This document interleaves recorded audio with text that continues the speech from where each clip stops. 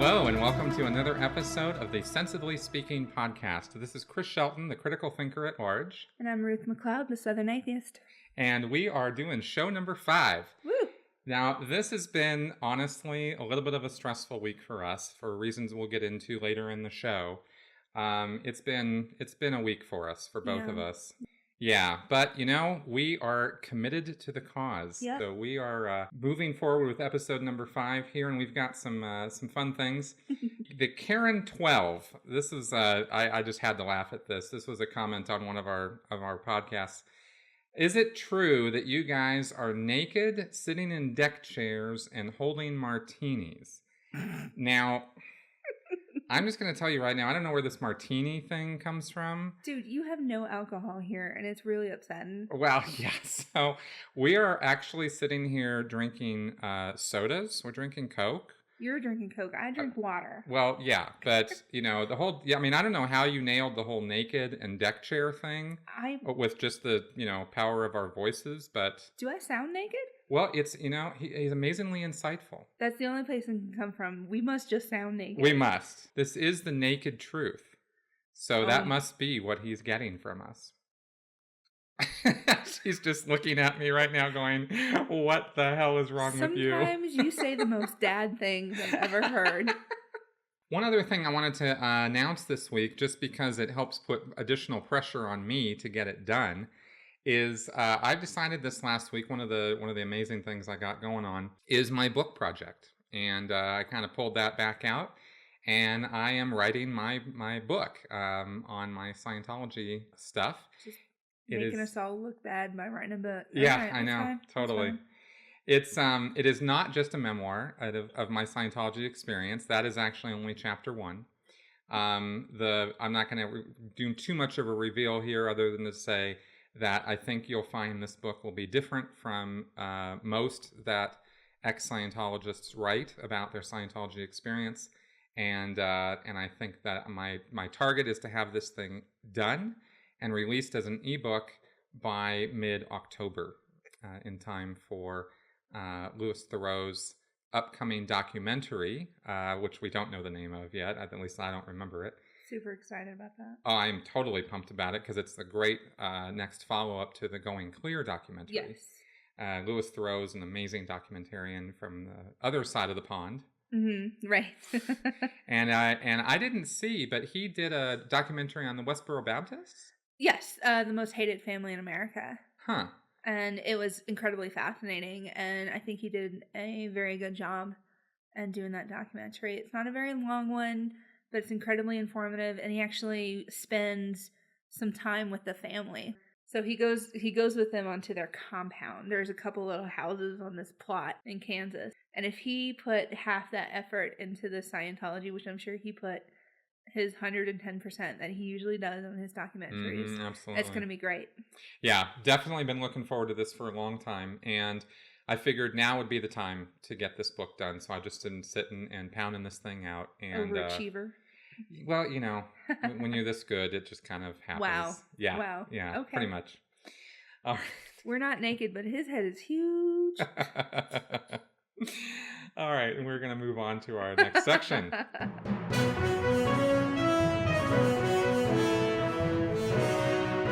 First thing we're going to take up in our news segment is a follow-up to something we've been talking about the last 2 weeks, I think, which is Kim Davis. Now, we are both sick and tired of Kim Davis. Too much of my life has been dedicated to this woman, and I'm really getting frustrated about it.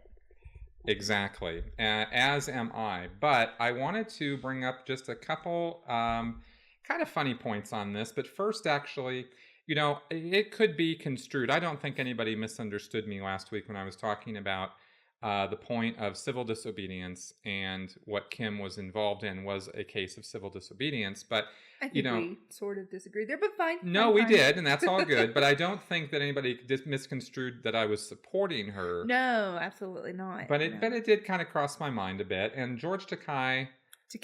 George Takei. That's not my accent coming out right now. Mr. Sulu from Star Trek. Mm-hmm. One of my favorite Facebook posters ever. because the guy has absolutely hilarious postings on Facebook. Oh, yes, he does. But he, this week, posted something specifically about Kim Davis that I thought was pure awesome. And I'm going to read this here in case you guys haven't heard or seen this. Here's George Takei. Mm-hmm. Well, this is a bit of a circus, so let us be clear. This woman is no hero to be celebrated. She broke her oath to uphold the Constitution and defied a court order so she could deny government services to couples who are legally entitled to be married. She is entitled to hold her religious beliefs, but not to impose those beliefs on others. If she had denied marriage certificates to an interracial couple, would people cheer her? Would presidential candidates flock to her side? In our society, we obey civil laws, not religious ones. To suggest otherwise is, simply put, entirely un-American. I love it. Just mic drop right there. I mean, that is just awesome. The only thing that makes it better is I actually read that on my own, and so I had it in his voice in my head. Yeah. Yes. Yes. It's that very slow, enunciated way that he speaks, and there's just a little bit of a rumble. I love it. Yeah. I love listening to him talk. He is awesome. I heard him on Howard Stern. I think he's a frequent contributor over there. He comes around on Howard Stern, and I mean, an incredibly risque guy. Actually, when you start hearing him talk, he can get pretty nasty. But his point was, for the lack of a better term, on point. It's perfect. Could not agree more. Kim Davis was released from jail this week. You know, she went to jail for 5 days? Something like that. Whatever. Yeah.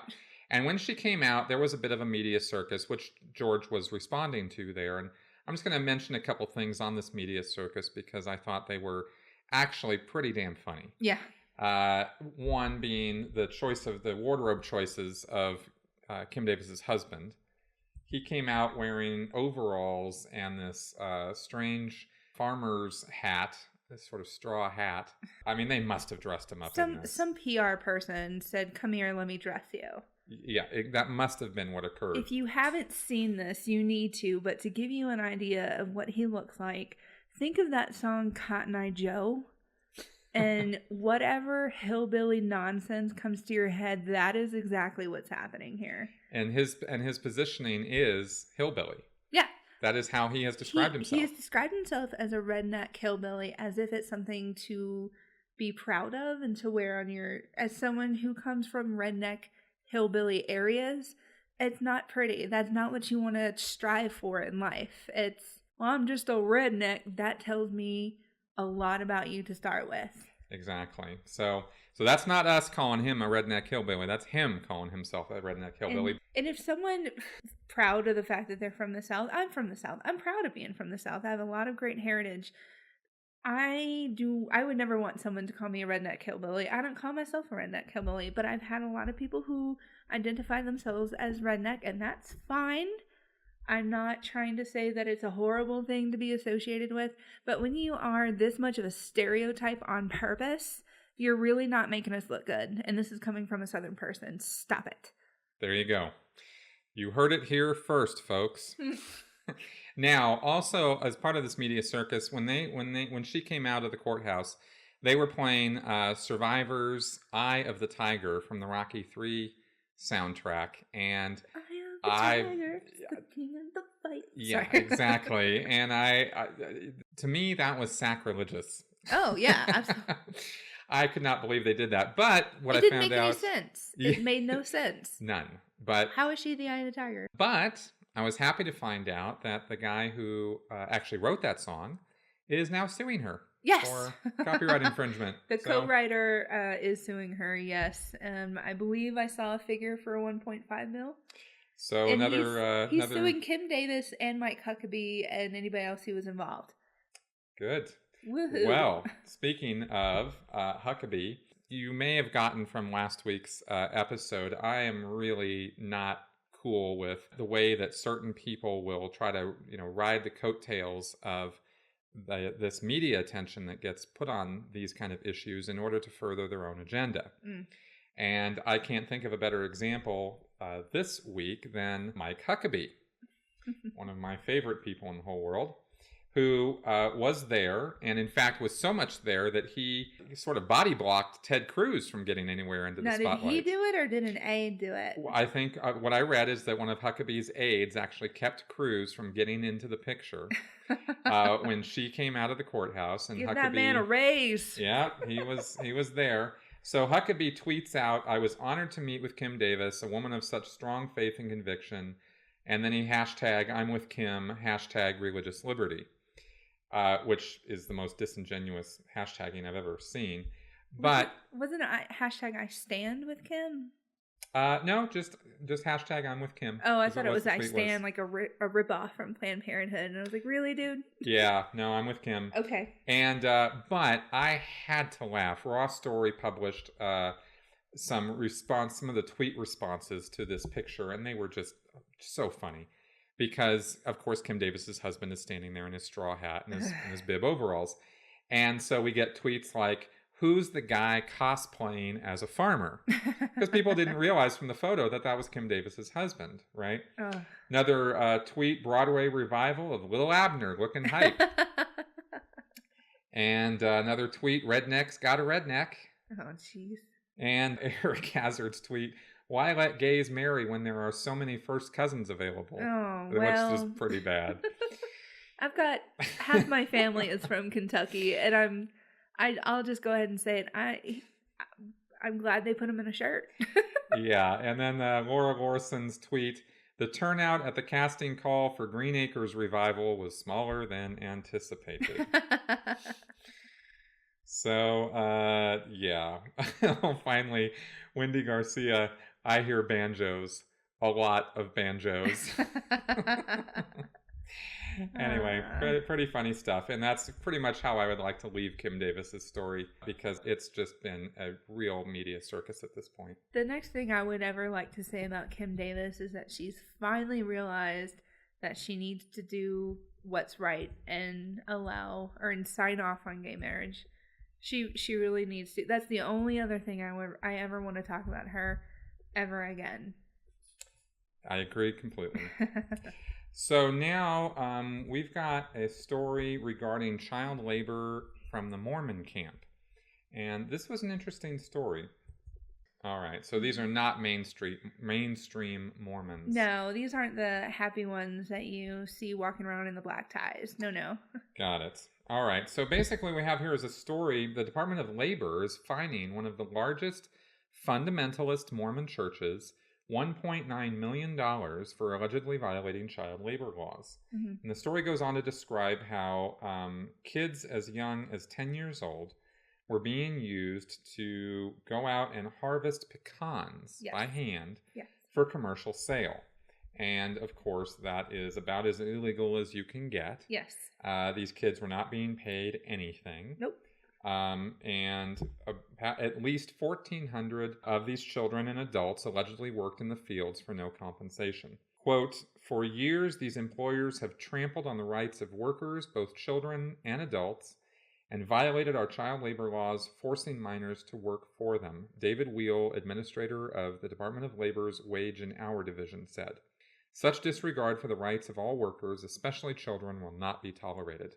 So, and just to clarify here, they weren't having their kids go out and like work in the yard, in the backyard, like my parents had me go out and mow and stuff. They were pulling these kids out of school to go work in fields for consumer consumption. Like they were selling these. Right. So we're talking about like 1800s factory worker situation. Right. This isn't like go pick some pecans so that we can make a pie. Right. No. This is go pick pecans so that we can sell them on the commercial market. Right. Understood on that. So that's why Department of Labor is really involved here. Right. Now, I'm going to say that I was interested in this story not only because of the fact that this is fundamentalist Mormons who are getting in trouble for this, but the thing that raises my eyebrows on it, of course, is I have knowledge and experience of this with the Church of Scientology. Mm-hmm. Now, the Church of Scientology does not have kids out picking pecans, right? But it does have kids.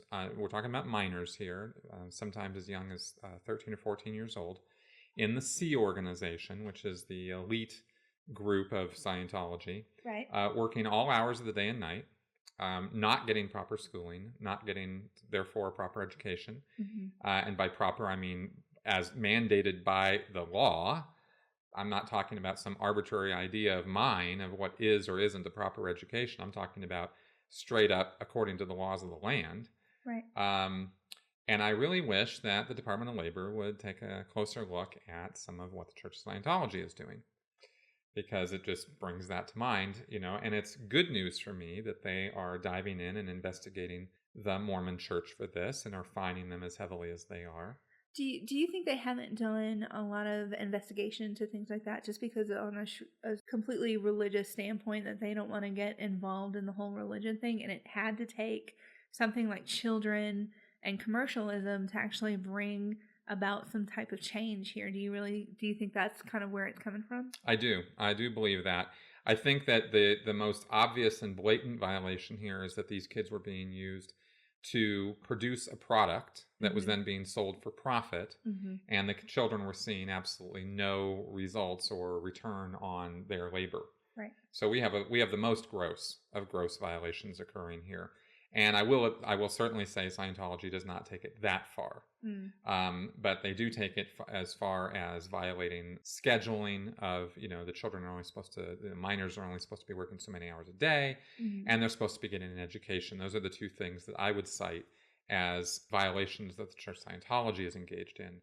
Anyway, like I said, I was encouraged that the Department of Labor was doing something to look into this, right, and taking on a religion which normally would hide behind the First Amendment and would say that they are only, applying their religious principles here, and that everybody should be contributing their fair share and that sort of thing. So I think the fact that they were producing something that was directly producing a profit, right, is where the DOL went in on this. Right.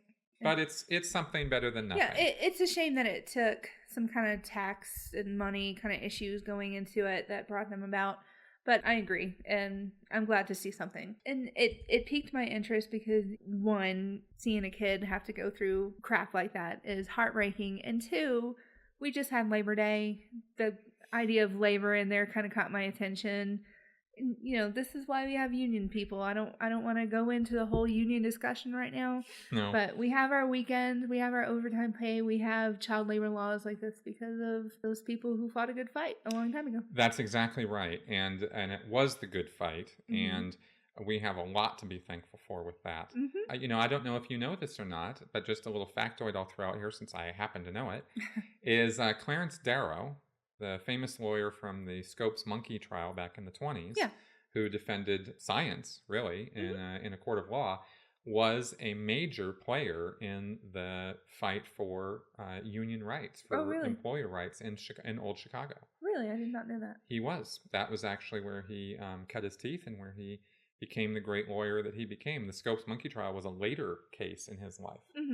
So anyway, just a little factoid there. Yay, Labor Day information. Woo. Yeah. The next story we have here is regarding Planned Parenthood. Now, there's been, since early summer, midsummer, there's been a lot of controversy and the videos that came out about Planned Parenthood selling body parts and, for fetuses and all this just completely overblown nonsense. Oh, yeah. Hyped up. Just completely edited, heavily edited. And I think if you don't know about this, if you've only heard that Planned Parenthood is doing something bad, and that Planned Parenthood is should be, that there are people who think it should be shut down or something, it bears looking into, because it's the fact of the matter is that somebody ran a bit of an operation on Planned Parenthood, put out a bunch of videos or put out edited videos that created an impression that was absolutely 100% false. Yes. This is another one of those examples where the truth is not somewhere in the middle. The truth is 100% on Planned Parenthood's side and not on the side of the people who made these videos. Right. But this got a lot of traction. And to this day, we have Republicans still slamming Planned Parenthood at the congressional level. And now we're dealing with a potential government shutdown because we're coming down to, October 1st. Well, here's the story from Washington. Congressional Republicans showed no signs on Wednesday of having a clear plan for averting a U.S. government shutdown in 3 weeks over funding for Planned Parenthood, though senior party leaders have made clear they want to avoid that scenario. Now, there's nothing definite here, and John Boehner came out of an hour-long meeting on this saying that there's no decisions that have been made on this at this point. But the fact that this is even an issue and is still being thrown around by Republicans in the Congress is beyond annoying to me. Right? As a critical thinker, it's annoying to me because it's all based on a falsehood. And when you see the kind of traction that these stories get that are all based on a 100% pure lie, Right. you can't help but to shake your head and wonder, do these lawmakers actually bother to read anything beyond the headline?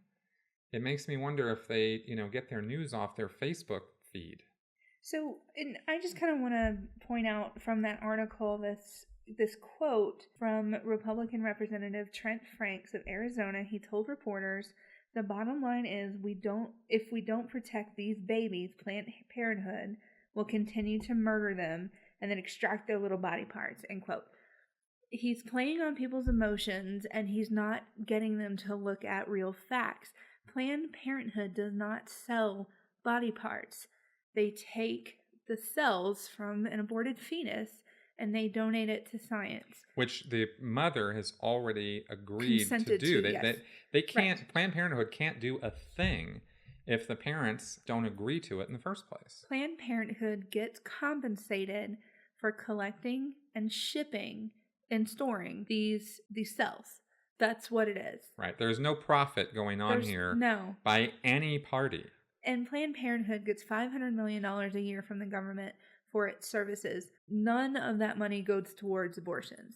Now, there's another aspect to this that I would also like to comment on, because this is a much broader and more general situation that we as voters need to be aware of and need to be, I think, outraged about. And this is just one of those things that just gets under your craw. Republicans have tried before to undo federal programs they oppose by attaching controversial legislation to must-pass spending bills.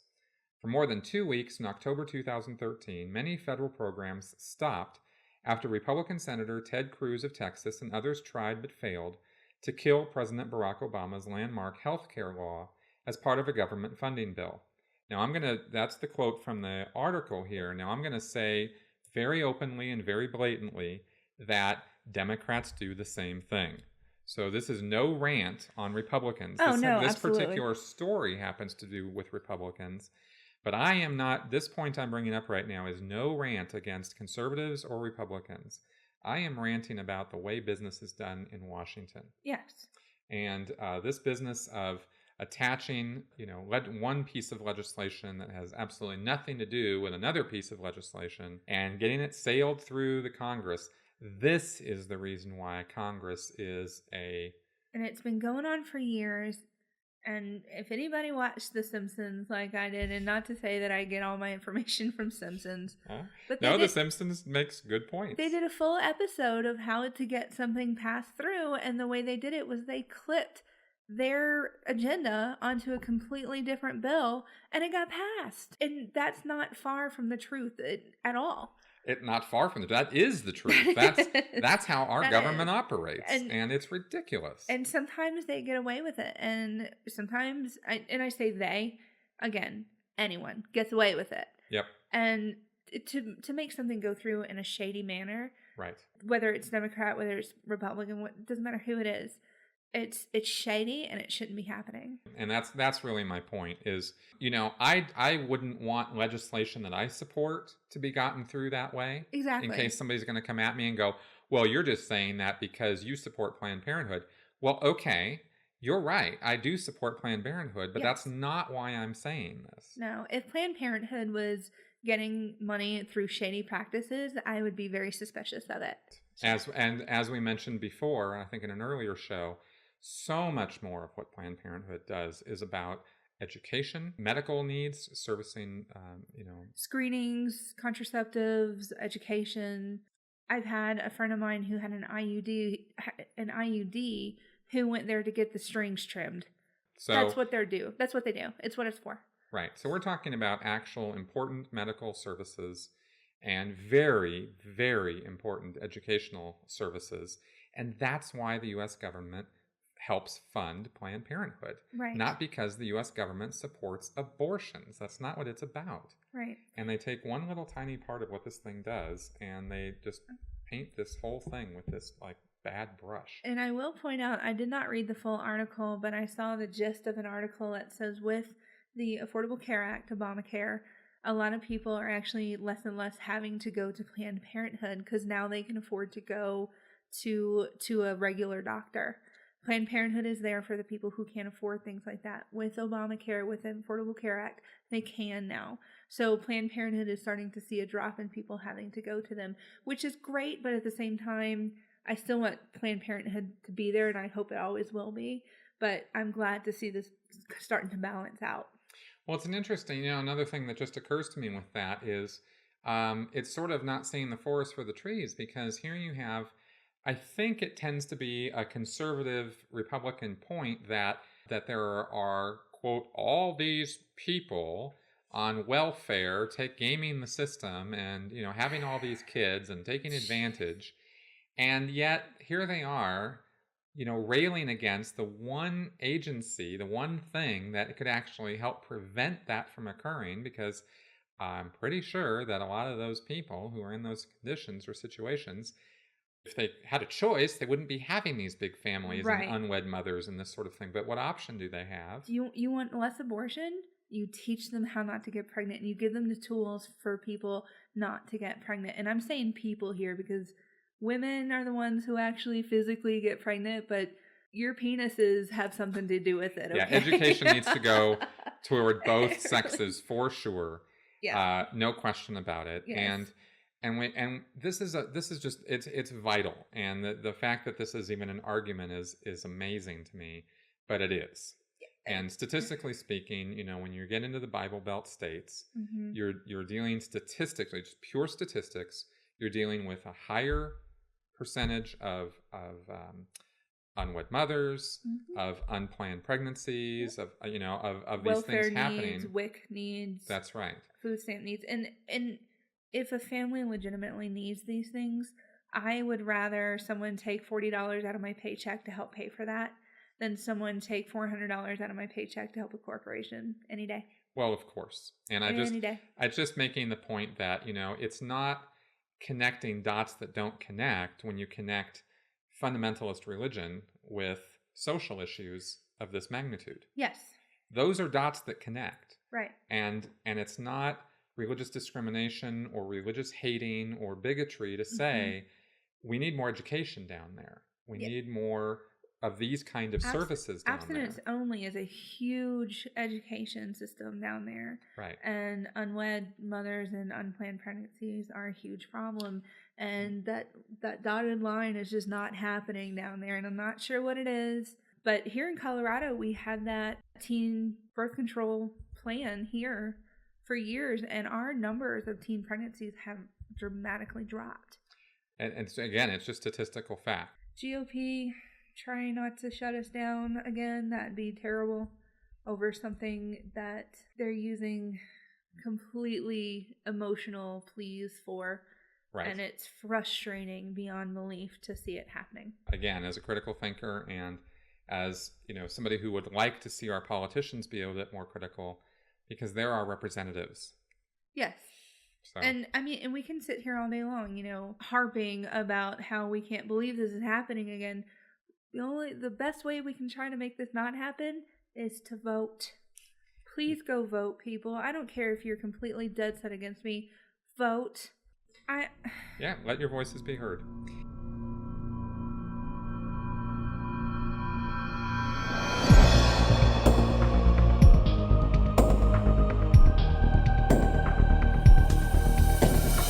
You are listening to the Sensibly Speaking podcast.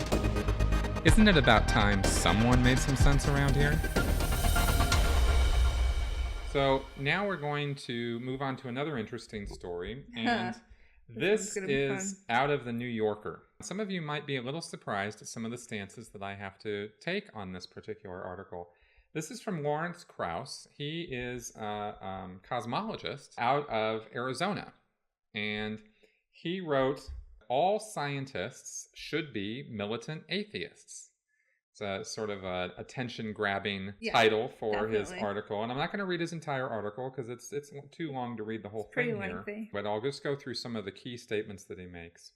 He says, for example, sometimes I refer to the fact that religion and science are often in conflict. From time to time, I ridicule religious dogma. When I do, I sometimes get accused in public of being a militant atheist. This is all Lawrence Krauss. He then says, shouldn't we respect religious sensibilities, masking potential conflicts and building common ground with religious groups so as to create a better, more equitable world? He then discusses the Kim Davis story and gives examples of why some people might be supporting Kim Davis, and he gives some examples of putting a Muslim or Islamic fundamentalist in her place, and then making the point that she probably wouldn't be receiving as much support as she is if the views were different, therefore invalidating the whole religious discrimination, religious freedom point. And he's got some good points to be made on that. Right. And he also makes points here about how it has to do with legislating action, not belief. And that, of course, is something I've said over and over again in my own videos, that, it's not a matter of what people believe, it's what they do with those beliefs. Right. And that is he's very much on point when he says that. He then says, in science, of course, the very word sacred is profane. No ideas, religious or otherwise, get a free pass. The notion that some idea or concept is beyond question or attack is anathema to the entire scientific undertaking. I completely agree with that. But he then says something that I don't agree with. He says, this commitment to open questioning is deeply tied to the fact that science is an atheistic enterprise. And he then quotes biologist J.B.S. Haldane from 1934, who basically says the same thing. And this is where Lawrence and I sort of part ways on the path of agreement, because I don't happen to believe, and people here might be surprised by this, that science is an natively atheistic enterprise. I don't happen to agree with that because, historically speaking, many of the greatest scientists in our history have been very religious-minded people. Yes, of course. Who took it upon themselves to try to discover how the universe worked, because as they felt that they were discovering God's laws. The whole idea in science of discovering natural law, well, the word law there actually has some derivation in the idea of God's law as to how God created the universe. Now, I don't subscribe to that idea. I'm just saying that I don't think that science and religion are as mutually exclusive as Lawrence Krauss pretends they are. Moving on in the article, he says, because science holds that no idea is sacred, it's inevitable that it draws people away from religion. The more we learn about the workings of the universe, the more purposeless it seems. Scientists have an obligation not to lie about the natural world.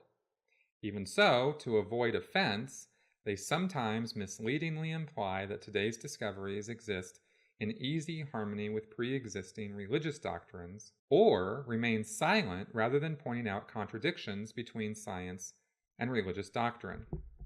Now, that's just bad science. If somebody is discovering principles of, science, facts, or figures or ideas that are proven out through scientific method, and then is circumspect about them, or doesn't release them, or doesn't talk about them because they somehow violate a religious idea, that's bad science, period, right. End of story. Yeah, right? I wouldn't trust anything that kind of came out of somebody's lab if that was what they're going for. If they're trying to stunt their scientific work because of a religion, that's not someone that I'm going to listen to. Exactly, and nor would I.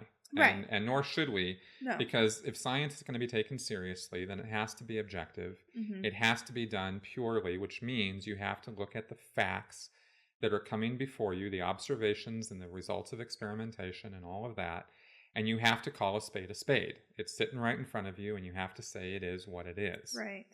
And you can't let religious dogma get in your way, And you also can't let anything else get in your way, any other preconceived biases or ideas, including trying to prove out your hypothesis or your idea just because it's your hypothesis or your idea, which is the hardest things for human beings to do, because our whole brain and our whole system of thinking pushes us in that direction. And that's why critical thinking is something I say is not native to people. It's not something that's instinctual to people. You have to learn it. He then goes on to talk about the fact that astronomers have no problem ridiculing the claim of astrologists. Doctors have no problem condemning the actions of anti-vaxxers, nor should they. This is very solid ground that astronomers and doctors are on when they start talking about these subjects. He then says, and again, this is something I'm going to have a little bit of a disagreement on.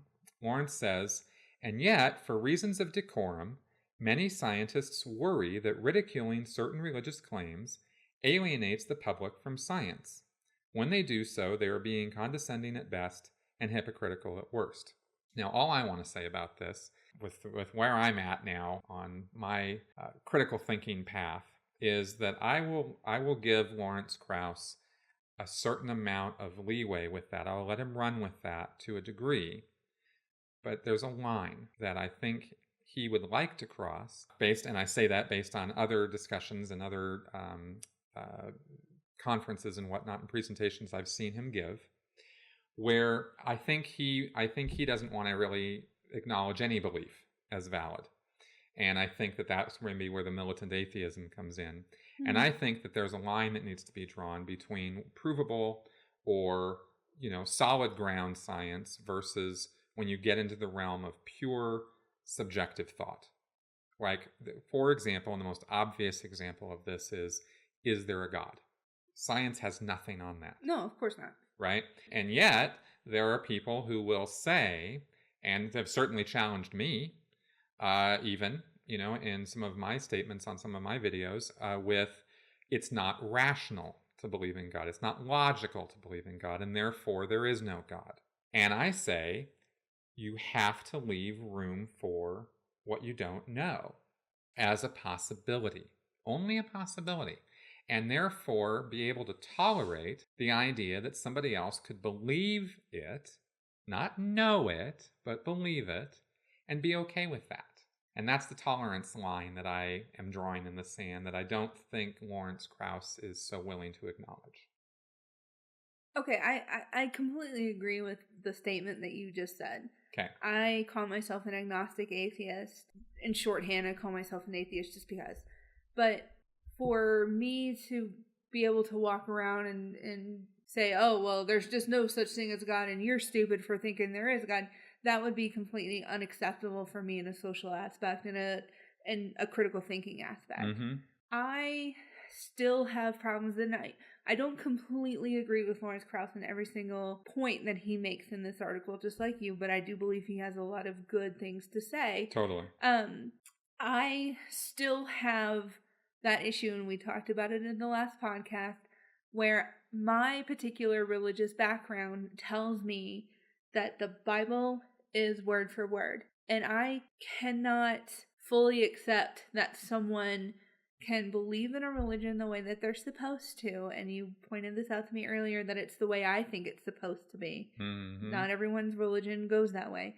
But I don't think someone could believe in the Bible the way that it was supposed to be, or any creation myth the way that it's supposed to be, and also accept the kind of science that we're learning. And I do agree with that. I do agree that fundamentalist religious belief that, for example, dinosaurs roamed the earth at the same time that man did. I was taught the that. Ken Ham version of events is patently ridiculous, because we're on very solid ground scientifically when we refute that. I will have it inside me for a very long time that when someone tells me that they are religious and they believe in evolution or they believe in the Big Bang Theory and all that, I will question their allegiance to one or the other. And I really think that's where Lawrence Krauss is coming from. And he's got some very good points to be made on that. For example, he brings up the entire thing we were just talking about with Planned Parenthood as the fact that if you don't take a stand on on solid ground science, which I'll just coin that phrase right now, Uh-huh. with the example of Planned Parenthood, then you have consequences, and you can have some pretty bad consequences. We're talking about government shutdown and federal funds and all this sort of thing. Some people are driven into conflicts like that because of their fundamentalist religious beliefs, and that's not cool. Right. It's just totally uncool. And I'm not up for civil unrest and violating laws of the land and that sort of thing because of religious beliefs. Not the point that I'm making.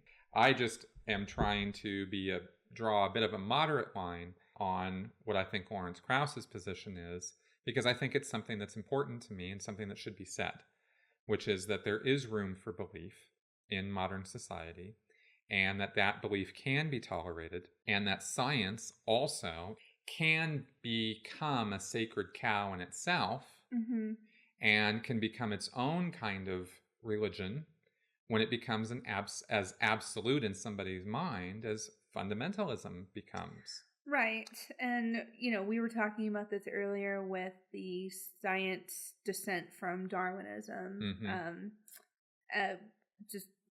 There's a group of scientists out there who aren't saying that evolution does not exist. They're basically just saying this shouldn't stop the forward progress to figure it out.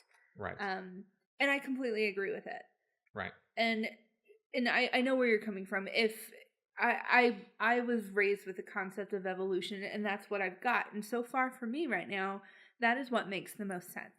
So and for most people it does. I'm not sitting here refuting evolution, right, but I'm certainly for somebody who wants to forward some ideas that might not be pro-evolution, because that's science. If they're doing it with science. If they're doing it with science and it's making valid points, by all means, keep doing it. Right. That's part of science. You don't test something until you prove it right. You test it until you prove it wrong. Exactly, because you might not know this, but there's no such thing as a scientific fact that is absolutely proven. There's no scientifically proven is a statement that doesn't exist in science. No. It only exists out in the layman world. Right? Because it only takes one piece of evidence to disprove something that might have 1,000 pieces of evidence supporting it. So if you hear of a diet that's scientifically proven to work, run. Don't just walk. Pretend.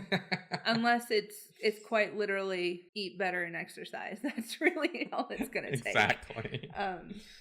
But still, again, that's not scientifically proven, because there's all sorts of things. But getting back to it, I don't think you and I particularly disagree. I just don't think that you and I completely agree here. I totally get that, and that's all good. And I'm not trying to be nice by not arguing with you. It's just you make some damn good points that I feel that I get it. I don't completely agree with you, and I don't have a good argument right this very moment as to why. Fair enough. Well, I'm not going anywhere, so right. we can take this up at another time. We sure can. I reserve the right to recall you as a witness. No problem. Totally fine. I just wanted to throw this out to the viewers or listeners, because I think that some of you guys out there might think that from some of the things that I've said, that I've got some kind of an anti-religious bias. And oh no, that's me. Yeah. Or that I have somehow taken it upon myself to be a bastion of science and not belief. And again, me. Yeah, exactly. And that's not where I'm coming from. I think that tolerance is the answer, and I think that's the only way that we're going to see peace on earth, so to speak. Oh, I'm completely tolerant. Just don't try to control my body with that bullshit. Exactly. And I support that 100%. So with that, we are done with our news segment, and we're now going to move on to our next segment. What are you talking about? What are you talking about? What are you... This week in our What Are You Talking About segment, we're going to talk about, basically we're going to talk about death. And the reason we're going to talk about this is because I mentioned at the beginning of the show that Ruth and I had a bit of a rough week. Yeah. And basically that's because a friend of ours from our mutual group, Secular Hub, how we knew him, had a bit of a heart situation and landed up in the hospital, and before any of us knew what was happening. And we found out mid this week that he was in the hospital unconscious, and now is looking like he might not make it. It's pretty grim. He's not regained consciousness. He's been breathing with assistance, and this was due to hypertension with his heart. He had hypertension that was not being taken care of, which led to a tear in his aorta, which led to bleeding. And when they went in there to fix it, which they did, they fixed it, the extra blood turned into clots, and they showered his brain, basically, is what we heard. And he has some pretty severe brain damage from that. And it's been a really rough week because he's not very old at all. He's in between our age. Yeah, he's younger than I am. And a little bit older than me. But needless to say, I was shocked. I mean, the last time that I saw him last week, he looked hearty and hale as far as I was concerned. Saw him literally the night before this happened. Yeah. So it does come quickly sometimes. Yeah. And it was, quite a blow to a lot of us. Yeah. So I'm not trying to, capitalize on this or something for the sake of the show. I just thought that this would be something worth talking about in terms of, we both had a morality check. I think we both kind of had a scare just for the both of us health wise, I think, just because very definitely you don't think about it, and you don't think about, I should probably have a living will in my 30s. Something related to this, actually, this is something that has been being taken up legally in various states across the U.S. Most recent example out of Sacramento, California, just this week, where the state assembly there approved legislation that would allow terminally ill patients to legally end their lives. There was a lot of debate about this back and forth in the legislature, and it ended up passing 42 to 33. And, it's a rough topic. It really is. Doctors are permitted to prescribe life-ending drugs in Oregon, Washington, Vermont, and Montana at this point in time right now, and it looks like that's going to be rolling through in California as well.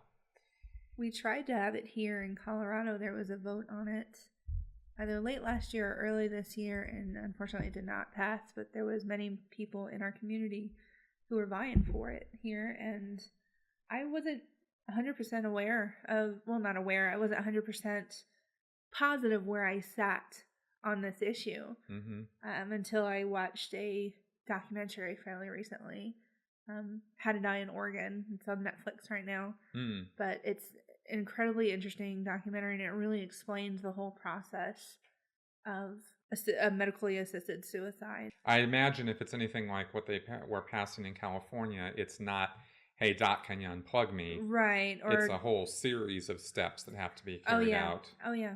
I didn't see the documentary, but from what I read about in California, it requires multiple requests by the person involved, their family consent, people, more than one, doctor being in the room when it happens. Yep. Like there's no accidental going on with this. No, and they made it a very clear point in the documentary, and any advocate for right to die that I've ever spoken to has also pushed this point. It's not something where they're saying, oh, you're sick, here, die. It's, you make this choice, you go through the steps, you talk about it with your doctor, with your therapist, with your spiritual counselor, whomever, and you can go get a medication, and then you can keep the medication until it becomes your choice. It's not, you have to go get it, and within a week you have to do this. You can keep that in the drawer for months. You can never use it. It really comes down to a your decision thing. And this isn't a decision where, I'm getting headaches every now and then, I don't want to deal with that. This is terminally ill, final days of cancer, or whatever it is, excruciating pain, no longer having a good quality of life. And that's the key point, is quality of life, I think. Right. And that's the point that I look at. And actually, to be totally honest, that was the point that was sort of in my face all week. Going and visiting our friend in the hospital and seeing his condition. seeing that he was really not there, and wasn't going to be there again, Right. because of the brain damage. Right. It's loss, it's a blow, it's the exact opposite of fun. And it pisses you off because of how unfair it is. Well, It really does. that very much is true, and it strikes right at the heart of a broader question in regards to the United States and the healthcare. If we were in Canada, if we were in the UK, if we were in another country that was quote unquote socialist, which is just the most invalid argument, by the way. Don't even bother bringing it up, because it's a completely invalid argument. Any other first world country in the world, things would have been different for our friend.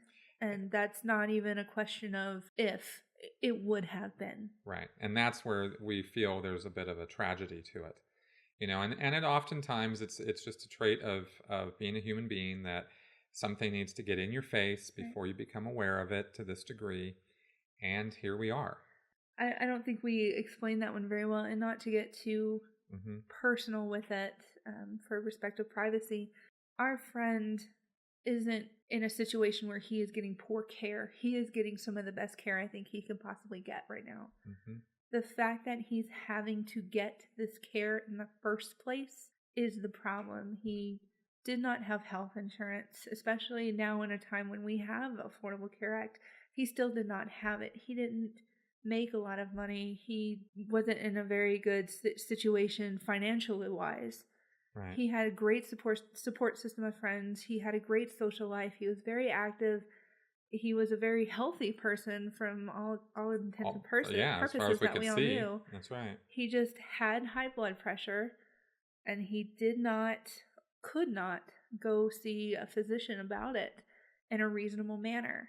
Right. And so he tried to do everything he could on his own, walking more, being more healthy. Yeah, and he was enough. actually engaged in the whole little health program for the last month or two. He was. A couple months, actually, where he was losing weight, he was exercising. Oh, gosh, yes. But it's really a matter at that point, in hindsight, where you can look back on it only in hindsight, given what happened, and go, okay, too little too late, but only because he didn't know earlier. And he didn't know earlier because the resources to find out earlier weren't there for him, and he didn't. And it's easy to blame him. Well, he should have this or he should have that. But we're in a system that doesn't facilitate or make it easy. And I certainly, having come into this system myself in the last couple of years and trying to get health care and trying to start taking care of myself and this sort of thing, it's been, sort of brick wall after brick wall. Right. In trying to, get some help with this. Right. When you're not in an income bracket that allows for you to easily have, good health care, good health insurance, you're in a job that doesn't provide it, or you're working for yourself. Right. These are real issues. And it's not a matter that these resources aren't out there and people are just lazy for not going to go find it. I don't work in healthcare, but I work incredibly close to it, and I work incredibly close to the legal system. I'm at a halfway point between the two. There are services out there, Medicare, Medicaid, there are assistance programs. The thing is, you have to jump through about 17 billion different hoops for Medicare or Medicaid to actually even approve you. And, you can fill out all the paperwork. You can sit on the phone for 3 full days and try to talk to somebody. You can try to go down to the offices, take a full day off of work, which most people can't do, and go down to the offices and try to speak to them and wait in line for 14 hours. Sure, you can do all of those things. The thing is, if you have to take time off of work to make sure your health is okay, people aren't going to do that. Well, and that's really the problem. And so, we're not trying to paint total doom and gloom here. We're ranting quite a bit about this because we're upset about our friend. I'm very proud of myself for not crying right now, actually. And the point is not that there's no solutions, it's all hopeless and awful. The point is just that, we're seeing very, very clearly up close and personal that the system that we live in right now in regards to healthcare is far from solved, far from ideal, and that we as citizens need to be aware of this. We need to be aware of the fact that, society is not a bunch of people on welfare and whatnot are not just a bunch of moochers. Yeah, no. It's not just a thing of, people just need to take care of themselves because, we're not in that society. It's unrealistic in our Right. society to do the things that seem normal to keep yourself healthy. Especially if you work for a temp job, you don't show up one day, you don't get paid that day, and you might not get the next job. Yeah. So It's a vicious cycle. It is. And all we're really trying to say here is that, at least all I'm trying to put forward here is the idea of being aware of the fact that this situation exists and to support legislation, support people who are fighting to make this better, and to not give in to labeling where people get all up in arms about socialism and how anybody who's trying to actually solve this problem of the ginormous, Right. Bureaucracy of our healthcare system, it needs revamping, it needs reworking, Right. and to bring it down to a black and white issue of socialism versus capitalism and this sort of thing Right. is oversimplifying to the nth degree. So please, out there, if there's anything you're involved in that is going to make this a better system or a better situation for yourself and others, push it through, make it happen, find out more about it. And again, this is a sort of thing that you can contact your representatives, your congressmen. You're going to hear this a lot on this show, I think, that your voice matters, and Yes. our voices matter, and we need to use our voices, because I think that's, probably half the problem is just getting up off our lazy Yeah. butts and actually, using our voices to make it better. And that's just another point, just going back to the whole vicious cycle thing. Bernie Sanders has a great idea, and I'm not endorsing anybody right now. Don't take this as a pressure. But Not that there's anything wrong with feel the burn, but yeah, I get it. Not that you shouldn't feel the burn. Right. But he's suggesting to make he's pushing to make the election day a holiday, so that if somebody had to take the day off to go vote, they could. And I mean, I vote by mail. I love it. It's a fantastic system. But if not everybody has that option, and if you have the option to be able to take a full day off of work with no penalty and go vote, I think we're going to have way better numbers here in our voting process. And it's common sense stuff like that I just shake my head at and go, God, why didn't I think of that? Yeah. I mean, duh. It's one of those it's like slap your forehead, duh moments. We're supposed to be a country for freedom, and I don't see why this isn't a national holiday. Right. Voting day. Of course it should be. Right, of course. Of course it should be. Obviously. Like, why? now that you say it, you're like, how is this not even a thing? How do we go from right to die to voting? Yeah, well, we went to that because we're talking about solutions to a very real problem. And our health. And I don't want I don't want this to be rant. Right. And people listen to this show and walk away going, God damn it, I feel worse now. They're making no point. They're just bitching and moaning. Exactly. I don't want that to be what this is. Right. And I think that, if we're going to talk sensibly about this, then we're going to have to talk sensibly about solutions to it. Right. And the kind of solutions we're talking about are stand up and make a difference. Right. We are in a democracy, so let's make it one. And just to circle back around to right to die legislation in the most clumsy way possible here, I definitely do believe in the right to die. I think that if I have the right to live in whatever state and country I feel like, if I have a right to get an abortion, if I have a right to pick what I'm going to have for dinner tonight, if I feel that my life no longer has quality and I'm in the correct abilities to be able to make that call for myself, I would like to have that option. If someone wants to be able to make that medical decision with their doctor, then absolutely. Of course. And people should have the right to determination over their own lives. If someone is thinking of suicide because they are depressed, there is a national hotline for suicide. Yes. Please use it. Please call it. And unfortunately, that was kind of on our mind this week. So we decided we should talk about that a bit. With that, we're going to be wrapping up the show here. One other piece of good news that happened this week is the Reason Rally Yeah. has been announced for next June. Woohoo. And we will definitely be attending that Yeah. next year. I doubt that we'll be speakers, Ah. at least not on the main stage. Oh, ye of little faith. Yes. And that's coming from an atheist. Yes. But we are going to be in full-blown attendance there, living large in Washington, D.C., and we hope to see you guys there next year. We should rent a van and just pack it with people and drive down there. Absolutely. I'd murder you halfway there, though, I think. All right. I have no morals. So if you, anyway, we wanted you to know about that, and we'll be wrapping up this week's episode here. Yeah, another one. We're having a fun time doing it. We're really hoping you guys are really enjoying listening to us rant and rave about things. And if you have any comments at all, go ahead and leave them on our podcast or email them to us, Chris@sensiblyspeaking.com. And Ruth@sensiblyspeaking.com. That's right. And if you haven't done so, please take the time to go to iTunes and give us a rating and review. We would love to hear from you on that line as well. And we will talk to you guys next week. Bye, guys. Thanks for listening.